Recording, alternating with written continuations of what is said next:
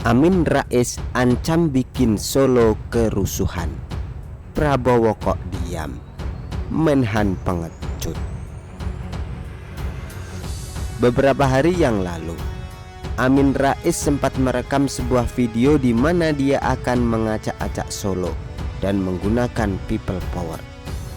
Video viral tersebut mempertontonkan tokoh politik yang sudah sepuh dan sebentar lagi menghadap Sang Pencipta.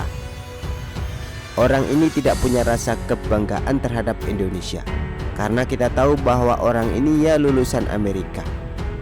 Amin Rais ini sempat disebut-sebut sebagai tokoh reformasi, tapi buat saya, dia hanyalah penunggang reformasi yang dilakukan dan digencarkan oleh para mahasiswa di tahun 1998 yang lalu sebagai puncaknya.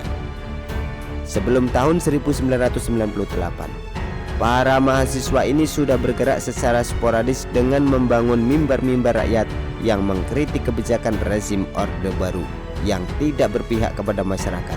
Saat ini kita mengetahui bahwa hasil dari reformasi tersebut adalah melahirkan pemimpin-pemimpin yang dipilih oleh rakyat secara bebas.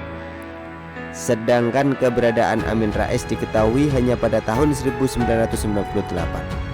Artinya dia hanya menunggangi reformasi yang sudah direncanakan secara matang-matang itu oleh para mahasiswa. Dan buat saya yang paling berperan penting di dalam reformasi adalah Partai Demokrasi Indonesia di bawah naungan Ibu Megawati dan partai-partai kecil yang begitu mendukung pergerakan untuk menghancurkan Orde Baru. Tidak ada nama Amin Rais sama sekali dan dia hanyalah pecundang yang sudah ditakdirkan untuk jadi gelandangan politik oleh Gus Dur saat itu. Orang ini adalah orang yang saat ini dan beberapa tahun silam pernah mengancam untuk mendiskreditkan kepolisian Republik Indonesia dengan sebutan PKI. Videonya sempat viral saat demonstrasi para pendukung Prabowo yang gak rela kalah.